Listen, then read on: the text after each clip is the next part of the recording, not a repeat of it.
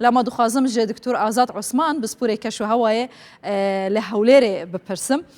دکتور آزاد گەلێک بخێراتیە کوردستان 24. من بخۆ پێشتر من گوتی ئەوە 10 ساڵە ئەس لە هەولێرە دژیم جارایەکی ئەس بینم بەفرات هێتن. بارینە بەفرێ چ تأثیر باندور هەیە لەسەر زێدەبوونە ئاوا ژێرزەوی بتایبەت؟ بەخێراتنی کەناڵە بەڕێزەکەتان دەکەم. سەرچاوە. بەڵێ بارینی بەفر کاریگەرێکی زۆری هەیە لەسەر ئاوی ژێرزەوی بەراورد بە باران لەبەڵەوەی وەکو دەزانین بەفر ماوەیەکی زیاتر دەمینێتەوە کەچی بارانە بە تایبەتی ئەو بارانێکەوە بە خوڕ دەباری زیاتر وەکو ئاوی سەر ڕووی زەوی دەڕوا بە تایبەتی ئەگەر هات و گل نەدرێتەوە سوودی لێ نەبیندرێ زیاتر دەڕوا لە ناوچەکانی ناوەڕاست باشووری عێراق. بەڵام مارسی بەفرە ماوەیەکی زیاتر دەمینێتەوە کەواتە بەرەبەرەکە دەتوێتەوە کاریگەری هەیە لەسەر زیادکردنی ئاوی ژێرزەوی. باشە ئەو ئاستێک و ساڵا دەربازبووی ئەم دهشکە ساڵیەدا بوون یعنی لە هەندێک جیهان 5 متران لە هەندێک جیهان 100 متران 200 متران يعني عرض هاتا كيلان حتى كو آوا جيرزوي دارت كاتن يعني حتى رادايك زيدا ما ترسيك زيدا لبا حكومة هرما كردستان بگشتي خلقي هرما كردستان چكر بوجاك تايبات زبلح جبو في مجاري هاتا ترخان كرن ام دكارن بيجن هاتن آوي بفري اف ما ترسين هشكا ساليه وكيمبونا آوا جيرزوي نهيلانا يان هرچنا بي تعويز كريا يان نه سەبارەت بە کاریگەری لەسەر ئاوی ژێرزەوی ئەو باران و بەفرەی کاریگەریەکەی بەو شێوەیەکەوە ئەو ئاوی ژێرزەوی کەوە نزیک ڕووی زەویە نەک ئەوەی کەوا لە ڕێگەی بیری ئرتوازیەوە کەوا خەزنی سەدان و هەزاران ساڵێ بڵێن ئەوی بەجارێکی دەجێڕتەوە نەخێر ئەو پێویستە بە کاتی زۆر هەیە بەڵام ئەوەی کەوا نزیکی زەویە تا ڕادێکی باش دەتوانین بڵێن ئاوی ژێرزەوی زیاد دەکا ئاوی ژێرزەوی زیاد دەکا. تشی پێشبینی بکەی زێدەکردنەوەی دا ئەف ساڵەدا و بڤی ڕەنگ و ڕووباری دێ سەدێ چەند بیتن ji ber ku pêştir 5 100 متر 200 متر هەندێک جا 300 متر يعني دکولان حتا ئاف دەردکەت ممکنە سەدێ چەند بشێتن vê تعویز بکەتن.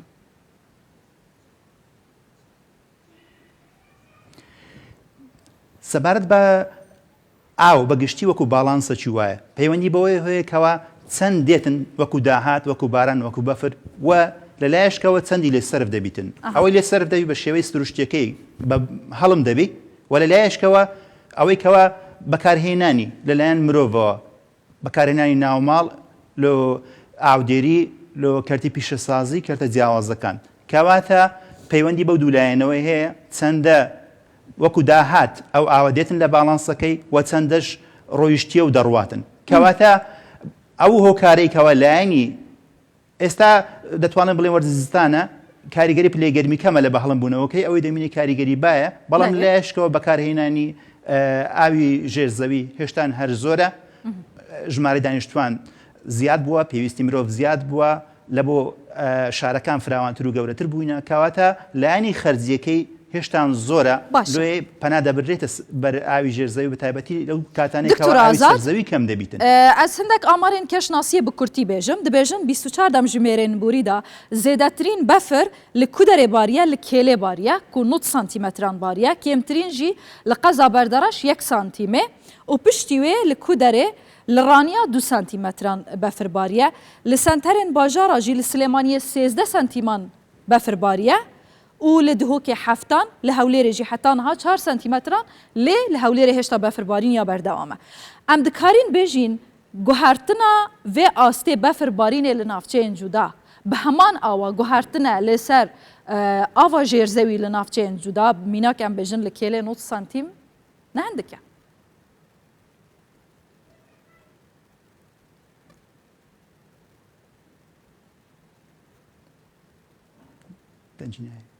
دکتور ئازاد دەنگم دێ؟ ئێستا دەنگم دێ دکتور ئازاد؟ لە کۆتاییەکەی دەنگت باشە دکتور ئازاد دەمەوێت بزانم یعنی بەفربارین لە ناوچە جیاوازەکان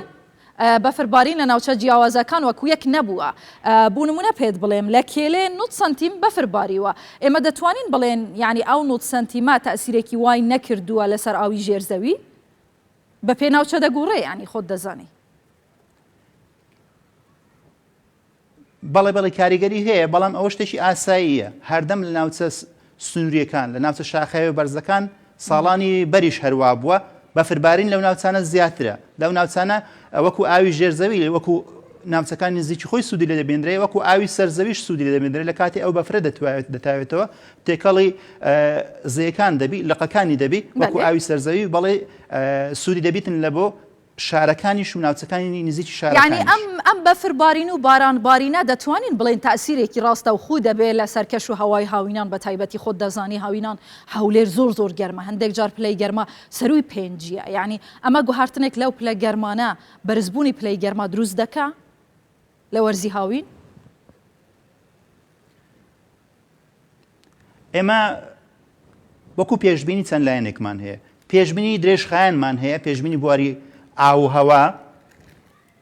ئەوە گۆڕانکاریەکانی ئاو هەوا دیاردەی درێژخایەنن دەتوانین بڵێن بەڵێ بە بەردەوامی جیهان بەرەو گەرمی دەڕوا هەرێمی کوردستان بە گشتی وەکو عێراقیش بەرەو وشتی زیاتر دەڕوا بەڵام ئەمە گرفتێکمان هەیە کەوا بریتێ لە هەڵبەز و دابەز کەوا سیمای ئەو ناوچەیە پار باران زۆر کەم بوو 1-2 ساڵ پێشتر بارانی زۆر بوو کەواتە هەڵبەز و دابەز ئەوەی کەوا مای دڵخۆشیە ئەو بەفر و بارانە زۆرەی ئێستا لەو مانگەی لەو هەڵبەز و دابەزەی کەم دەکاتەوە لە دابەزینەکەی کەم دەکاتەوە بەڵام سەبارەت بە پێشبینی وەکو پلەی گەرما لە هاوینی دابێ هێشتا ماوەکەی دوورە چەندی لە کاتەکەی نزیک بینەوە ئەوە یاسای پێشبینی کەش و هەوایە یاسایە کە چەندی لە کاتەکەی نزیک بینەوە دروستتر دەبی بەڵام ئەو مۆدیلانەی پێشبینی وەرزی دەکەن پێشبینی تا ڕادەیەک درێژتر دەکەن لە بۆ مانجی 5/6/2022 مۆدیلی IRI پێشبینی کردیە بە احتیمالی زیاد لە 70% ئەگەرەکەی ئەوەیە کەوا هاوینی دابێ گەرمتر بی لە تێگڕایی ئاسایی خۆی. باشە دکتۆر ئەگەر وەڵام بە کورتی بدایەوە پرسیاری ئاخیرمە یعنی باشترین ڕێب و پاراستن یانژی کۆکردنەوەی ئاو دروستکردنی بەنداوە بەڵام لە بوو ماوەیەکی کورتمەودا کە دەستمان نەگەیشتی تێ ئەو هەموو بەنداوە دروست بکەن بەڵام لە پلانی کابینەی حکوومەت هەیە لە ماوەیەکی کووردا 12-13 بەنداو دروست بکەن لە هەموو پارێزگاکانی هەرێمی کوردستان ئێمە چۆن دەتوانین سۆت لەو بەفر و بارانەی ئێستا وەربگرین؟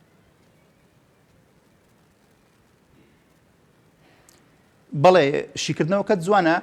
بەشێکی وەڵامەکە لە خۆیدایە چونکە بەسەر مەنەجمنت و ئیدارەدانی ئاو پرۆژێشی درێژخایەنە و دروستکردنی سەدەکان ئیشی مانگەک و تەنانەت ساڵێکیش نیە چەندین ساڵی دەوێت بە تایبەتی سەدە گەورەکان بەنداوە گەورەکان کەوا ئاوی تێدا گل دەدرێتەوە کەواتە ئەمە دەتوانین پەنا بینە بەر ئەوەی کەوا گوتمان دوو لایەنەیە باڵانسی ئاو لایەنێکی ئەوەیە کەوا گل دەدرێتەوە لایەنێکی تکە لایەنی خەرجیەکەیە کەواتە دەتوانین بڵێن ئەمە هەتاوەکو ئەو بەست و بەنداوانە ئامادە دەبن کە پرۆژەی استراتیژیە درێژخایەن حکوومەتی هەرێمیش بڕیاریدایە هیوادارین کەوا ئەوانە بەجێ بگەن ئەوەیە کەوا دەتوانین لە لایەنی خەرجیەکەی کەم بکەینەوە دەست بە ئاوە بگیرێ تاوەکو ئەو بەست و بەنداوانە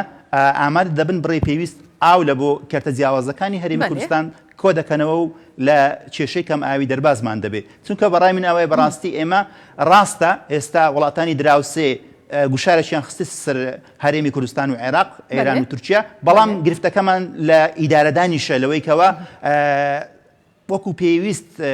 بەشێک لەو سەدە گەورانە دەگەڕێنەوە سەردەمی پاشایەتی مەلەکی کەوا دروستکراینە لەو چەندەیەی ڕابردوو بەست و بەنداوی زۆر گەورە وەکو پێویست دروست نەکرانێکەوە بتوانین بەقەد زیادبوونی پێویستی دانیشتوان ژمارەی دانیشتوان گلدانەوەی ئاویش زیاد بیتن باشە بووە هیڤێناک و بگەهینە ئارمانجێ بزووترین دەم دکتۆر ئازاد عوسمان بسپورێ کەش و هەوای ژە هەولێرێ زۆر سپاس دەکەم ئێوار باش.